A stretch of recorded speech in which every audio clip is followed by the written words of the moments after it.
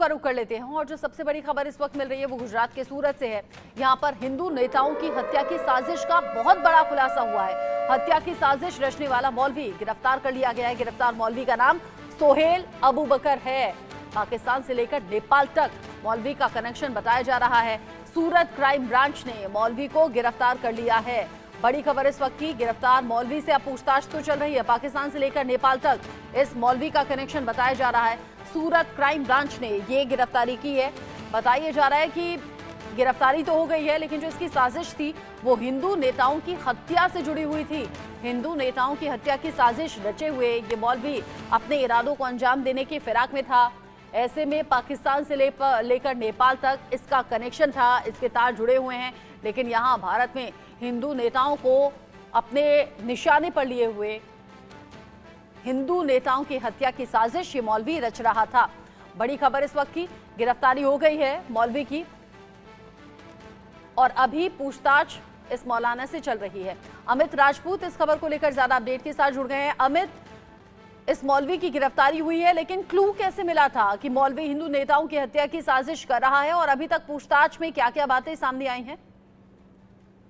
जी बिल्कुल, अगर बता दें कि कल जिस तरह से क्राइम ब्रांच ने प्रेस कॉन्फ्रेंस रखी थी और उसके बाद सूरत के पुलिस कमिश्नर ने इस बात की जानकारी की, पिछले कई सालों से हिंदूवादी नेता जो कि उपदेश राणा है उनको जान से मारने की धमकी मिल रही थी। और उपदेश राणा वह व्यक्ति है जो हिंदू सनातन संघ के इस वक्त के चेयरमैन है। उसके पहले कमलेश तिवारी से, जिसकी लखनऊ में हत्या हो चुकी थी, उसके बाद सारा कारोबार जो है वो इनके माथे पर आ चुका है। तो जिसकी वजह से किशन भरवाड़ की भी हत्या हो चुकी थी और अब यह उन आतंकवादियों के टारगेट पर थे। और कई ऐसे जो पाकिस्तानी नंबर है, जो विदेशी नंबर है, उन नंबरों से फोन कर इनको व्हाट्सएप कॉल द्वारा धमकियां दी जा रही थी।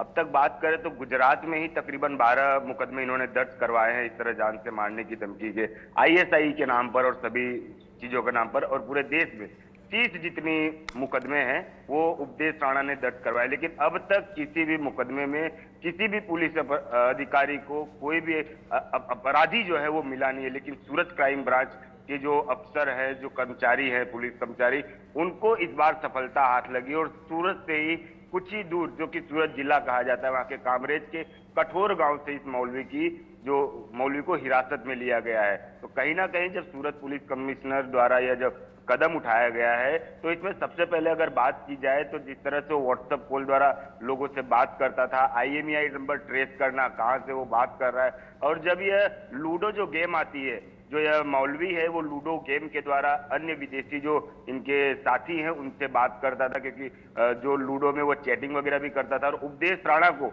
खास करके डक्कन नाम से बुलाया जाता था। और इन सारी चीजों को देखने के बाद क्राइम ब्रांच ने काफी दिनों तक उसके पीछे गश्त भी लगाई, क्योंकि जब तक सबूत हाथ ना लगे तब तक क्राइम ब्रांच भी उसको अपने हिरासत में नहीं ले सकती। और जब सबूत हाथ लगे उसके मोबाइल में, अब ये बताइए अमित, जब सबूत हाथ लगे तो मौलवी की गिरफ्तारी हो गई है, लेकिन क्या ये अकेला है हिंदू नेताओं की साजिश रचने वाला, हिंदू नेताओं की हत्या की साजिश करने वाला, या फिर इसके साथ कोई और भी है?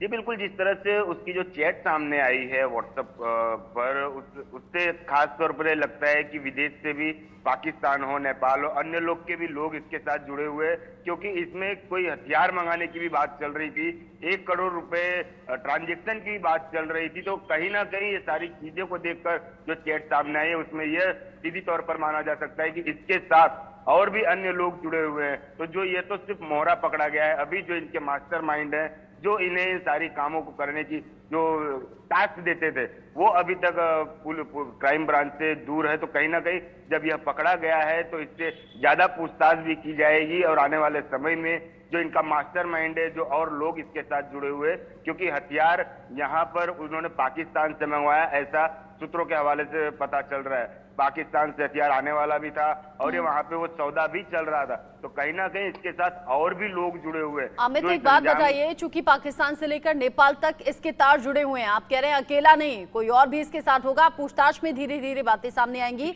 फोन का बरामद हो जाना, उसमें चैट्स सामने आना, बहुत से ऐसे क्लू हैं, बहुत से ऐसे लिंक हैं जो अब जांच एजेंसियों के हाथ में आएंगे। लेकिन सबसे बड़ी बात यह कि चुनावी माहौल है, चुनावी माहौल में नेता यहाँ वहां प्रचार कर रहे हैं, प्रचार के बीच में लोगों के बीच पहुंच रहे हैं। क्या जानबूझकर इस टाइम को चुना गया ताकि टारगेट करना आसान हो? जी बिल्कुल, क्योंकि लोकसभा का चुनाव पूरे देश में चल रहा है और कोई गतिविधि ना हो आतंकवादियों की तरफ से या किसी भी हुड़दंगाइयों की तरफ से, इस सिलसिलों को लेकर लगातार गश्त चल रही है। लेकिन लोकसभा चुनाव सामने है, तो यह भी माना जा सकता है कि लोकसभा चुनाव के चलते इस अपराधी को गिरफ्तार किया, क्योंकि 30 जितनी जो मुकदमे हैं वो पूरे देश में है, लेकिन लोकसभा चुनाव को ही समय ही इसको पकड़ना, तो कहीं ना कहीं सूरत पुलिस द्वारा जो ये काम किया गया है एक काबिले तारीफ तो है, क्योंकि एक हिंदूवादी नेता है और चुनाव के दरमियान यदि उस पर कोई हमला होता है तो मामला अलग ही हो जाता, क्योंकि एक तरफ चुनाव और एक तरफ हिंदूवादी नेता पर हमला। तो इन सारी चीजों को लेकर सूरत पुलिस ने जिस तरह से अपराधी को पकड़ा है, आने वाले समय में और भी कौन कौन इसके साथ अपराधी जुड़े हुए हैं, उन सारी चीजों की जांच चल रही है। अब सब बातें पता लगाई जाएंगी और बात की तह तक पहुंचने की कोशिश यहाँ क्राइम ब्रांच की है। शुक्रिया अमित राजपूत इस खबर के अपडेट को हमारे दर्शकों तक पहुंचाने के लिए।